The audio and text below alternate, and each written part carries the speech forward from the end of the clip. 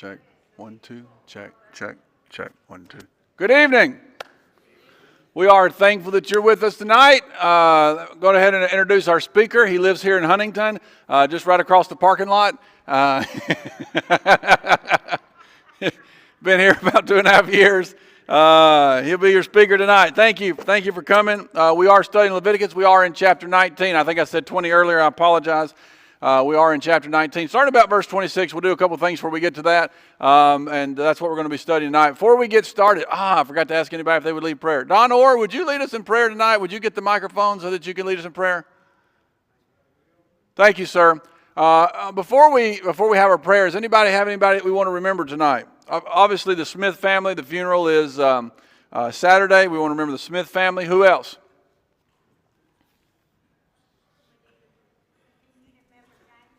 James Darnell. Okay. Somebody else?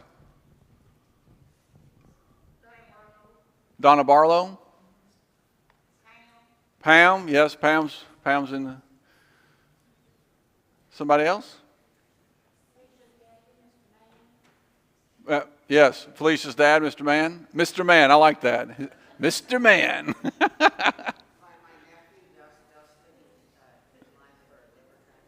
All right, your nephew Dustin. Anybody else? Robbie Darnell. Anybody else? All right, Mr. Don, whenever you're ready, sir. Let us pray. Father in heaven, we are thankful to you for the blessings of this day, that you have allowed us the strength of body to assemble at this time and place to worship you and to study your word, so that we may learn from your word, so that we may better order our lives according to your will for us. We've mentioned several people by name that are in need of healing and care for their physical ailments. We hold their names up to you and are confident that you will provide for them just what they need. We're mindful, Father, of many people around us who are suffering because of the loss of loved ones and family members, especially the family of Brother Wade Smith, as they prepare for his funeral service. We ask that your blessings be on that family, that they remember the good things about him and the influence that he was for good in this family and in this community. Help us to support them in their time of grief. Help us to carry their load. Father, we come before you as people who would desire to do that which is good, but often choose to do that which is not good. And like the Apostle Paul, it seems that what we would not do, we actually do, and what we would do, we fail to do. Help us to do better in that respect. Forgive us when we fail you. Help us to meditate on those things that are good. Be with us tonight as we study from your word. May it open to us ways in which we can put our feet in the pathways of what is right, be an influence for good, cause others around us to want to do what is right. We pray for our world. We pray for our nation. There are many things that are going on in our world today that cause us great concern. There are many things in our own nation that cause us concern. Help us as a people to seek what is good, what is right. Help us to seek wisdom. because if you have promised us that if we seek wisdom, our lives will be pleasant. Help us to search for that wisdom. May we find it in your word, because that's where it's located. Help us to live it ourselves. Help us to encourage others to do the same thing. As we continue tonight, Father, help us to rest our heads on our pillows. Help us to rest peaceably, that when the sun rises in the morning, that we may see a new day, a day that is full of opportunities and choices that we must make. Help us to make good choices, to seek out opportunities. Watch over us, protect us, and forgive us. In Christ's name, amen. Amen. All right, so 18, 19, and 20 are kind of together. And 18 and 19 really tells a lot of things that are wrong. 20 is going to tell us kind of the punishments for some of those things. Lord willing, we're going to move out of 19 into 20 today. Before we get started, thank you for letting me be gone last week. I heard you had a great Wednesday night. I was at Crossville last week, and so good to be back with you tonight and working on this. A couple of questions from not last week, but the week before. My wife asked me, we were talking about the guy who was sleeping with the slave, and she asked me how I knew he was married. And so that's back up just a couple verses from 26, 22, 23, somewhere around there, I think is where it is. The reason I think that he is married is because they are specifying that he's not to be killed and she's not to be killed.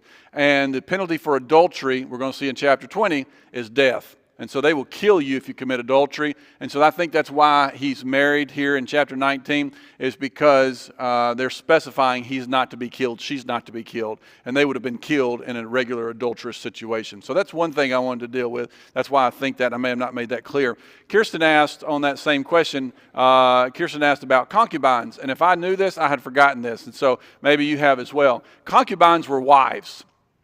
There were wives, and those wives would be people such as maybe the princess of Egypt or the daughter of the king of Babylon or whoever. They would marry those people, and those would have a social status, we might say, of wife. Whereas if Solomon were to marry a commoner or even a slave, you could marry a slave as well, and that may be part of what we were talking about in that. Those would have a lower social standard, and they would be wives, but they would be considered concubines because of their lower status. And so Solomon had 300 wives and 700 concubines, or I got that backwards, I think it's 300 wives and 700 concubines.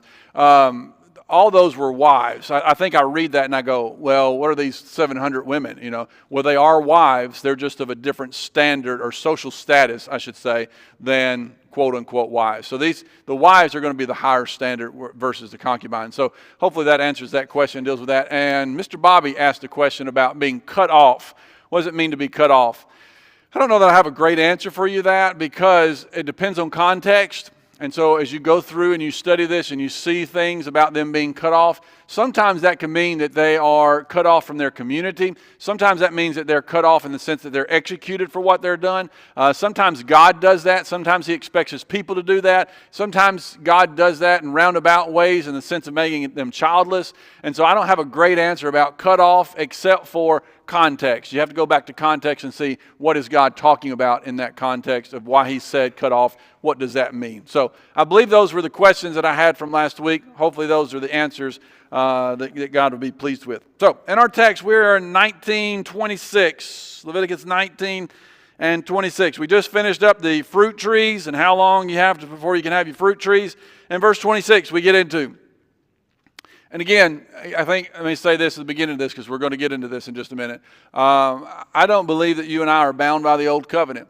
I don't believe this is what we go by and how to live and how to worship and do those things. I believe we're bound by the New Testament. Now, the principles that we look at can teach us some things. The principles that we look at, some might be renewed in the New Testament. For instance, the Old Testament would teach us not to murder. The New Testament would teach us not to murder. And so there's some things like that. But we're not bound to obey in the sense of I've got to live my life according to the Old Testament or worship according to the Old Testament. That will come in handy here in just a few minutes. 26. You shall not eat anything with the blood, nor practice divination or soothsaying. So what I think is going on here is they're coming into this land of Canaan, and the land of Canaan has a lot of terrible, horrible things going on in it, okay? In fact, we've talked about already how that God talked about how the land vomited those people out, spewed those people out, and he's saying, listen, if you commit some of the same things that they commit, it'll spew you out as well. And so I think we're entering into what I might refer to as an idolatry section, where a lot of the things that we're going to talk about in the next few verses deal with idolatry. And so one of those things in idolatry would be the idea of drinking blood as you worship, okay? And so that's what I think he's talking about here in verse 26. You shall not eat anything with the blood. You're to drain that blood. Again, one example maybe the Mayans or Aztecs, I can't remember which one it was, they would drink, for example, they would kill a jaguar and drink the jaguar's blood. And the reason they would drink the jaguar's blood was so that they could be as strong or as fast as a jaguar. And so it goes along with maybe some of their idolatrous worship as well. And so I think that's what we're seeing here, this concept of idolatrous worship, or practice divination, or soothsaying. So it's the idea of going to someone else to get answers. All right, I'm not going to God, I'm not praying to God, I'm not trusting in God, but I'm going to these people who supposedly are talking to this idol, who are supposedly are talking to the dead, who are supposedly talking to all these other things that are on in the world. And of course, I think we would see in the New Testament there's some things against soothsaying and things of that sort, but it's the idea of trusting something besides God. And so I think that's what's going on here in verse 26. And again, we would see some of this stuff condemned in the New Testament as well. 27. I'm sorry, I guess I should ask, was there a question there? 27. You shall not make any cuts. I'm sorry, I was at 28. 27. You shall not round off the side growth of your heads or harm the edges of your beards. This is my favorite passage. I'm kind of in bad shape on the hair part, but the beard part, that's really my favorite part. So again, what do we have going on here? Again, in the concept of idolatrous worship, evidently what some of these people would do is they had certain haircuts or they had certain beard cuts that would align them with their idol, their worship of this idol. And so their hairstyle, their beard style, and you get that, right? You know, for instance, you know, if we're going to watch the football game, and we know the Huntingdon crowd from the visitor crowd usually, right? And where they sit, but what they wear, right? Usually the Huntingdon crowd's going to have a Huntingdon on, or blue and gold, or whatever, and so they're identifying that way. And so this is the idea. Whatever way it is, whatever way they're cutting their hair or cutting their beards, they're identifying with this idol, they're identifying with these idol worshipers, and that's what God's really saying. Don't do that. And so I don't think it's a question so much about the beard thing or the hair thing as it is they're identifying with these people. These are their people. And so I think that's what we have going on here. Again, we have nothing in the New Testament would tell us anything about our hair or beards in that way. But I think the principle that we would find in the New Testament is do not conform to the world. And so I don't want to wear anything. I don't want to dress in any way. I don't want to do anything with my body that would align me with things that are not of God. I don't want to conform with the world in that way. All right.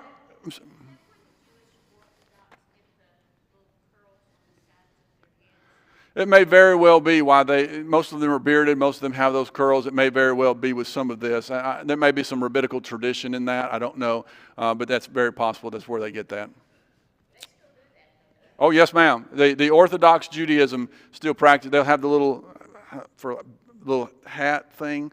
I forget what they call it. They'll have their, I was going to say beanie, then I thought that was mean, and so I didn't know. And so, okay, they're a little beanie, but they still practice those things. Somebody else? Yeah, I thought beanie was maybe a bad way to say it. I didn't want to say that out loud. So, okay, but I feel better if y'all said beanie too. Okay, where are we at? 28. You shall not make any cuts in your body for the dead, nor make any tattoo marks on yourselves. I am the Lord. Okay. So again, what's in context here? It's the same idea with the beards and the hair. Evidently, they're making marks on their body for their idols. They're making marks on their body for the dead in some way. And that is all involved in some kind of idolatrous worship. Now, here's the $1 million question. This may get me in trouble, but here we go. The question is, can we have tattoos today? Is it sinful to have tattoos today? My answer would be no. And the reason I say that is this. I know that culturally it was unacceptable a while back, and a lot of times this is the passage they would go to find that. But is there anything in the New Testament that would teach us that a tattoo would be sinful? Can a tattoo be sinful? Yes. You know, if I get Lucifer tattooed across my chest, or, you know, I get some unholy or wrong or sinful thing tattooed on me, yes, that can obviously be wrong. But a tattoo in and of itself, I don't think there's any kind of New Testament evidence that would say this is wrong. If we're binding the tattoo thing from this verse, what does that mean? The verse before it is binding as well. And all you beardless folks out there are in trouble. Not you ladies. Hopefully you ladies don't have beards. But I'm in trouble because I just got I got partial beard. Lord willing, this winter I'll have full beard. But right now I just have partial. So if we're binding the tattoo thing, then we really got to go back and look. You know, a certain way that you cut your hair, a certain way that you cut your beard, which means you had to have a beard. And so again, I get culturally, and listen, cultural's changed. You know, when I was a kid, it was already beginning to shift. Where it used to be a very taboo thing, it was beginning to shift where people were doing that. And now everybody's tattooed, right? I mean, that's just, as far as, well, not everybody. I know, I'm just being funny. I'm not tattooed, and I'm not getting tattooed because I don't like needles. Okay, that's where I'm at with life. But I don't know that we can go and say there's any New Testament evidence that would prove them to be sinful in and of themselves. An example, I use my brother-in-law. My brother-in-law, he is a mechanic, and so he doesn't wear a wedding ring. Evidently, as a mechanic, I've never been a mechanic, but evidently, I play one on at the house every so often. But I've never been a professional mechanic. But evidently, working in those cars and on those things, you can hang your wedding ring. You can get your finger cut off very quickly and things of that sort. And so he has a tattoo of a wedding ring around his finger. And that's because he can't wear a wedding ring because of being a mechanic. I can't say that's sinful. I can't say there's anything sinful about that. So there's what maybe get me in trouble tonight. Again, I know it's cultural, but as far as I can tell, there's nothing in the New Testament would necessarily prove it all tattoos to be wrong. There can be wrong, sinful tattoos. I will say that. But just them in themselves not. So, you want to tie me up and stone me?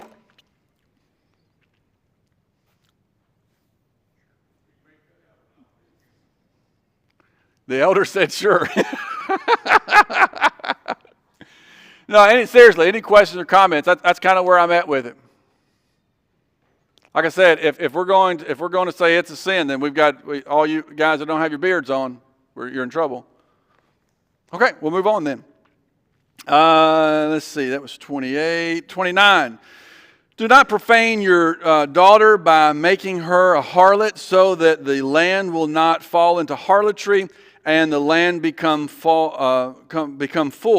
of lewdness. To me, one of the saddest verses I read in this chapter is this verse right here. Evidently, it was a common practice for parents to sell their daughters into prostitution or harlotry. And that was what was going on in Canaan.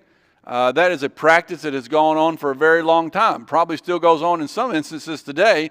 But from my understanding of reading about the city of Corinth during the New Testament times, the temple of Aphrodite employed 1,000 temple prostitutes. 1,000. Who rendered sacred worship unto their deity. From my understanding of this, it was common in these pagan cultures to consider those women worshiping and holy women because of this act they were performing. And so God's saying, don't do that to your daughters. What a terrible, horrible thing that would be. But again, in that culture, they seem to think that was a good, acceptable thing. God's saying, not my people. My people don't do that. Questions or comments there? Verse 30. You shall keep my Sabbaths. Again, if we're binding things, we have Sabbath here. You shall keep my Sabbath and revere my sanctuary. I am the Lord. So again, Sabbath being the idea of sundown Friday to sundown Saturday. In the New Testament, we're not to keep that. We're told to remember the first day of the week. We move on. It says, verse 32, you shall rise up before the gray-headed and honor the aged, and you shall revere your God. I am the Lord. So again, he keeps emphasizing this. Why do we do this? Because I'm God. I can tell you to do this. And we've moved kind of from the idolatrous practices into how we deal with people, okay? And especially people outside of the norm or the able to take care of themselves. We're going to kind of look at some fringe folks. Don, do you have something? Oh, I'm sorry. I skipped 31. Do not turn to mediums or spiritualists. Do not seek them out to be defiled by them. I am the Lord your God. So again, it goes back to, I apologize, I missed that one. It goes back to what we talked about at the beginning of this idolatrous stuff.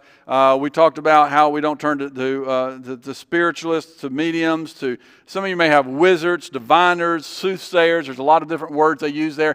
But again, the idea is I am trusting something besides God. And so in that essence, I am making something God above the true God. And so really it's the idea again of idolatry. Yes, sir? Don't you think they were seeking wisdom from some source other than man that caused them to do that? Even in that pagan culture, they knew there was an answer that they didn't have to life, and they were seeking.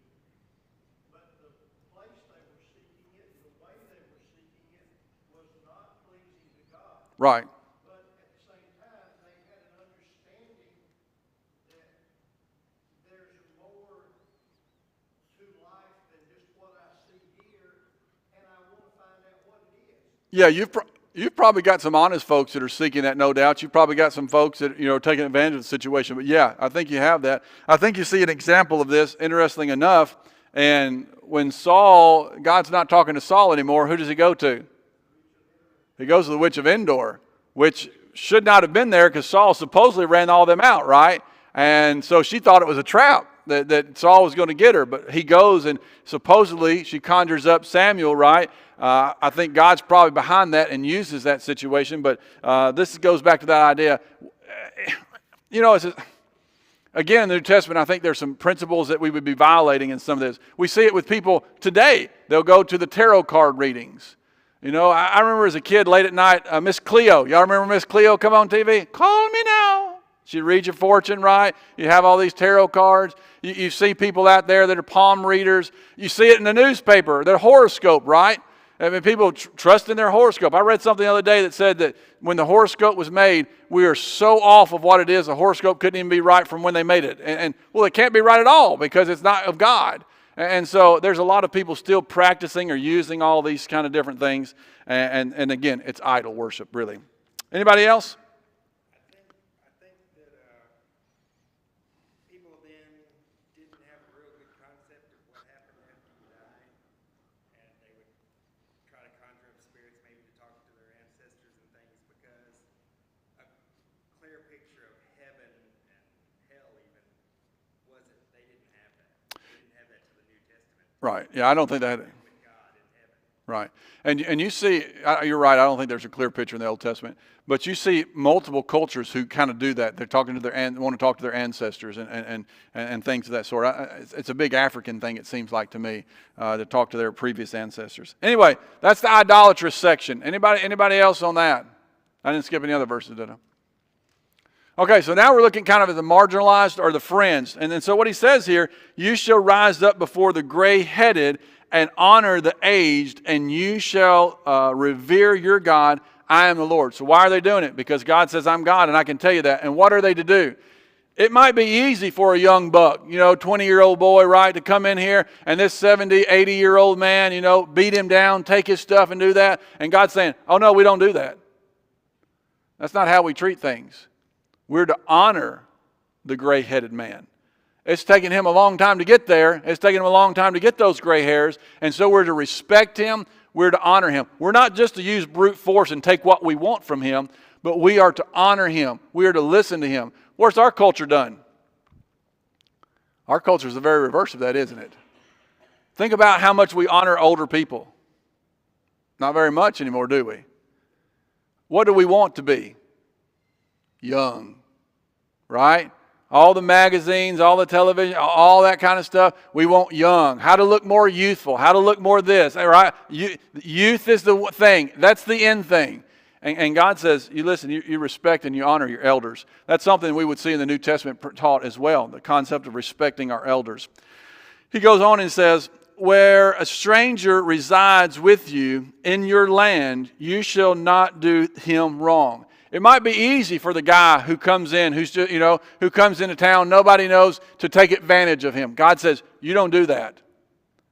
You don't take advantage of the guy who comes into your town. He goes on and says, the stranger who resides with you shall be to you as the native among you, and you shall love him as yourself, for you were aliens in the land of Egypt. I am the Lord your God. Why, God? Why do we honor those people? Because you know how it was, or you should have known how it was when you were in Egypt, and how they mistreated you. And so you treat people right. Again, a New Testament principle we would see, right? Love thy neighbor as thyself. And so we don't get to define who my neighbor is. My neighbor is all those folks around me. And so I need to help him and not mistreat him. Verse 35, you shall do no wrong in judgment and measurement of weight or capacity. You shall have a just balance, just weights, a just ephod, and a just hin. I am the Lord your God who brought you out from the land of Egypt. So what's he saying here? When you deal with people, be honest and fair in your dealing with people. What a common thing they would do is they would have two measurements. Okay, so they would have the pound, and those pounds would be different weights. Okay, and so when they're buying, they would use one weight, and when they were selling, they would use the other weight. Why? So they can buy cheap and sell high. And what's that doing? It's taking advantage of people. Or maybe they would have two measures, okay? We're talking about a dry grain there with the weights. Maybe it's a liquid measure, okay? He deals with both of those. Maybe it's a liquid measure, and I've got one that's a little over a gallon, and I've got one that's a little under a gallon. And so I buy with one, the little under, right? And I sell with the other. I buy with the one, and I sell with the other. And again, the idea is I'm cheating people. And that isn't loving your neighbor as yourself. And so I don't have a problem. I don't think the Bible has a problem with selling something at a profit. But it's the taking advantage of someone that God has. And so we've seen several examples. The older man, or the older person, the foreigner, or someone that you're doing business with, don't take advantage of those people. And then we close here and with this verse, you shall thus observe all my statutes and all my ordinances and do them. I am the Lord. Questions or comments up through here? You think 33 and 34 is because God has mercy on the Gentiles? Like wants them to be able to be a part of Israel, join in? It's possible. I mean, you see throughout the Old Testament some that do join. There's proselytes and things of that sort. But I think it's the whole idea. You want to God treats people right. He treats people fair. He wants His people to be that kind of people. It's almost, and we'll talk maybe more about this Sunday a little bit. But if I know God, I ought to act like I know God. And I think that's what He's saying to these people. I'm fair and just and right.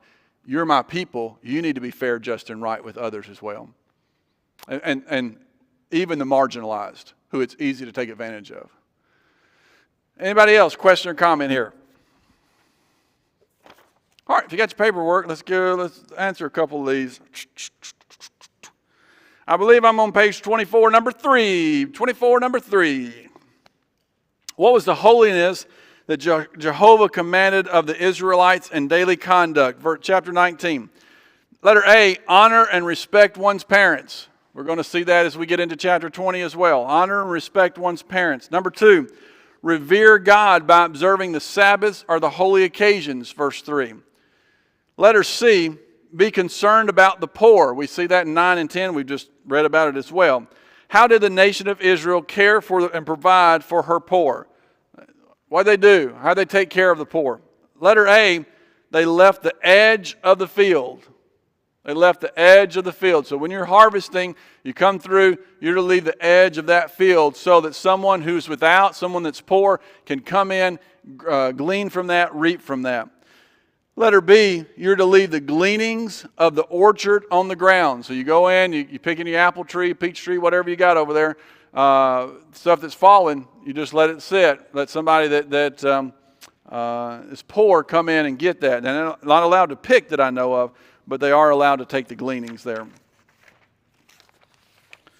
Flip the page over to page 25, letter D. Be honest with God and all men. Note the example cited in the law. Verse 11, we're to be honest with our fellow man, letter A, our fellow man. Letter B, from verse 13, we are to be honest with our hired servant. We owe him money, let's pay him. Letter C, and this is from verse 15, we are to be honest in a court of law. Now, we're to be honest all the time, but here's just examples that he gives us about being honest. And then just what we looked at a while ago, verses 35 through 36, letter D, we're to be honest with a customer in business. So someone that would come in and come into our business, we're to be honest with them, a customer in business. Another thing that we would learn, we a lot of times we don't think about grace and mercy in the Old Testament. Leviticus 19 seems to have a lot of that. Letter F, be kind to the less fortunate. Again, something that I think the New Testament would teach us. Letter F, from verse 16, we're to guard our tongue. Letter G, love your neighbor as yourself, verse 18. Note some ways in the law that one could show love for his neighbor. Letter A, refraining from hatred, verse 17. When we think about the Old Testament, we don't think about that. But when Jesus says, love the Lord thy God with all thy heart, soul, mind, and strength, that's Deuteronomy. And the second is love thy neighbor as thyself. Where does he pull that from? Leviticus 19, where we are tonight. A second way that we can love our neighbor, letter B, refrain from revenge, verse 18.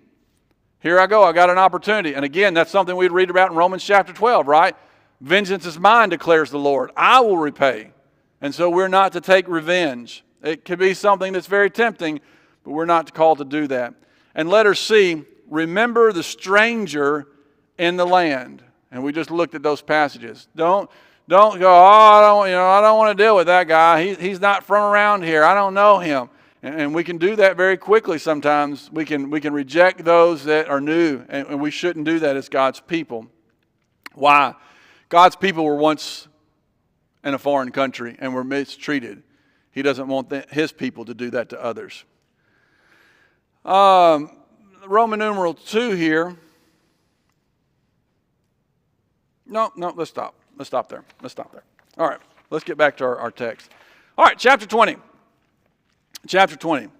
Then the Lord spoke to Moses saying, so again, what have we seen time and time again? God coming and speaking. This is kind of, if you will, the conclusion, the wrap up, if you will, of 18 and 19. We're passing out penalties. What are we going to see in this chapter?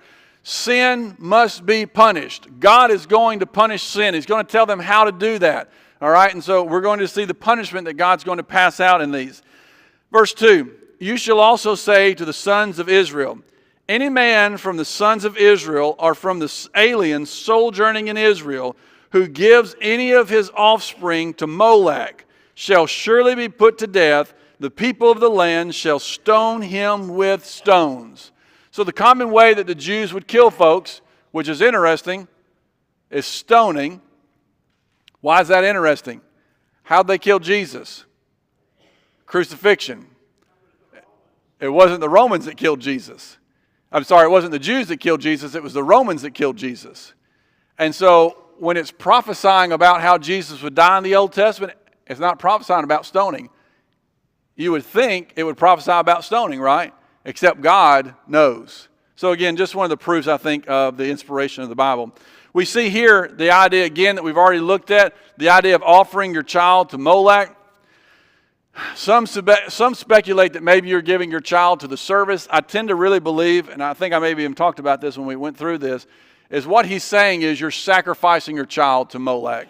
Molech would be a hollow image, from my understanding of this god. If it is Molech that they're talking about here, that the one that I understand, he's a hollow image. They would light a fire in. He would get blazing hot, and they would scald their children to death on his hands. They would take their babies after they heated this god up, put him on these hands, and scald that child to death. They would beat the drums extremely loud, for the parents would not hear the screaming. God says, not my people.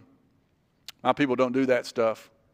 Don't you do that. In fact, what if you catch somebody doing that? What are you to do to him? Stone him. Stone him. There were a couple different ways of stoning. In the New Testament, it might be a little bit different, but here, again, it's the community. What's happening here is the community picking up rocks, hurling these rocks at this person, and killing them with it. It was not a quick death.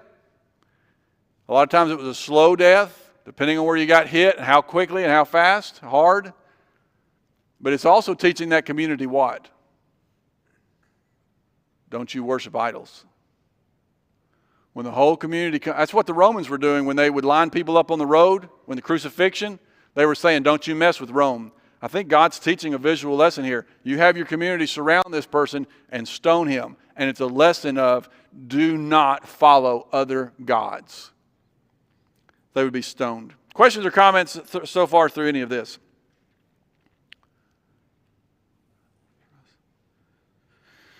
That brings us to 3. I will also set my face against that man and will cut him off. So this is what Mr. Bobby was talking about. What exactly does cut off mean? Again, there's multiple things it could be. Cut off him from among his people, because he has given some of his offspring to Molech, so as to defile my sanctuary and to profane my holy name. There's an interesting lesson here. It's the idea that when God's people sin or do things wrong, it reflects on God. I get this concept, all right? When I was a boy, maybe y'all didn't have this, but when I was a boy, my daddy would say something to the effect of, remember you're a king, or you remember you're my son, or you remember something to that effect. And it was like, don't you come home dishonoring my name, because we'll get past that. Right? Don't you dishonor my name. I think that's what God is saying here. Don't you live in such a way that dishonors my name. What's he saying in the New Testament? The same idea, isn't he? Don't claim to know God. Oh, I know God. And then go out and live a life of dishonor to his name. And so that's what I think we have here. Verse 4, if the people of the land, now listen to this. If the people of the land, however, should ever disregard that man, when he gives any of his offspring to Molech, so as not to put him to death. Verse 5, then I myself will set my face against that man and against his family, and I will cut off from among their people both him and all those who play the harlot after him by playing the harlot after Molech. So what's God saying here? So let's say my neighbor, Joe Schmo over here. Joe Schmo, he takes his child and sacrifices him to Molech. And I watch him. I see him. I know that's what he's done. Maybe even we talk about it. Oh yeah, I took my kid over there and sacrificed him to Molech. And I don't do anything about it. God says, I ain't going to be happy about that. I will deal with you. So not only is it wrong to go and to do that here in this context, to go and sacrifice your child to Molech, but it was a wrong to not deal with it in the community. The community have an obligation to say, you can't do that. Because you've done that, we will have to, capital punishment, we will have to enforce God's law. God says, if you don't do that, I'll deal with you as well. So, wow, right? Wow. God was serious. And again, why? Because if this guy does it, he sees he gets away with it, what's the next guy going to do? He's going to get away with it. And the next guy's going to, and all these people are getting away with it. Well, I can get away with it too. And the land flows into that. But everybody sees that man did it, and we stoned him. Maybe we ought to not do that, right? It's the idea when you have children, right? When you have multiple children, and they see one of the children get in trouble for something, it ought to be what? We better not do that. And I think that's what we have here. I think God is saying, listen, I don't want you people in idolatry. It's going to destroy you. You see him, you stone him. If you don't, I'll deal with you. Questions or comments through this? Verse 6, we come back to this idea of these mediums. As for the person who trusts in mediums and to spiritualists to play the harlot after them, I will also set my face against that person and will cut him off from among his people. So it looks like God here is the one that will deal with these spiritualists, these mediums. Verse 7, you shall consecrate yourselves therefore and be holy, for I am the Lord your God. What's the implication? This stuff's not holy. You are to be set apart. Again, as Christians, we're to be holy. We're to be set apart and not doing everything that the world is doing. Questions or comments there? Verse 8, you shall keep my statutes and practice them. I am the Lord who sanctifies you. Verse 9, if there is anyone who curses his father or his mother, he shall surely be put to death. He has cursed his father or his mother. His blood guiltness is upon himself. I say this, and it shouldn't be funny, but it's true. If this were true, Walmart should have a stoning pit. Have you ever been to Walmart past the toy aisle? Oh, mercy, right? Oh, mercy. Restaurants, McDonald's, because, again, what do you see with kids so often? I didn't put pickles on my hamburger. I can't believe you're a terrible mama. It's like, oh, my. God, and listen, we're talking probably most likely older children here, okay? We're talking older children here. There's a sense of raising them up. But there's a sense at some point God says, listen, if they won't listen, they won't honor you, they won't do what's right, you stone those kids. God was serious about obeying your father and mother. God was serious about that. Why? This is my opinion. That and a quarter will get you a cup of coffee somewhere, right? My opinion is, if you can't learn to respect your mother and your father, how will you ever learn to respect God? He is the ultimate heavenly Father.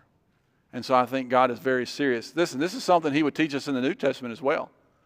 We're to honor our fathers and mothers. How would our world change dramatically if some of the Old Testament laws were being enforced today? I'm not calling for that. I'm not asking for that. But I'm saying that God is serious. One of the reasons that cultures break down, okay, I think it's well documented. You look at the Roman culture, one of the reasons that culture breaks down is the family is destroyed.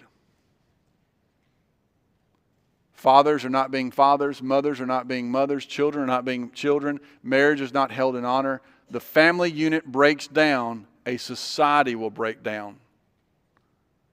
I'm concerned about America. I'm not a prophet, okay? I'm not a prophet. I'm concerned about America.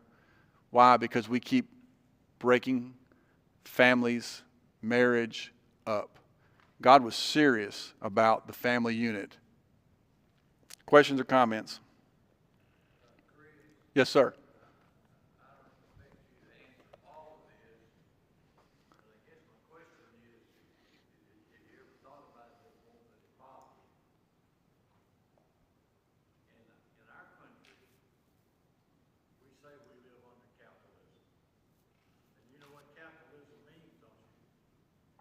We have a free economy, is what you're asking? If I've got a lot of money and you don't have any, I try to get yours.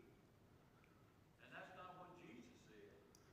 And I'm not going to just dwell on this, but I've observed this all my life due to my profession. A lot of companies right now, this is September, and they're starting in October, having planning sessions, just like churches have planning sessions. And guess what they're doing? They're trying to come up with ways that they can get their earnings up, which means getting money out of your pocket and putting more in their pocket. And our whole economic deal is based on profit. Yeah, I mean, that's what businesses do. Greed is something the Bible would condemn, wholeheartedly. And this, did you hear what he said about those people that die? their blood guiltness is on themselves. What do you think that means?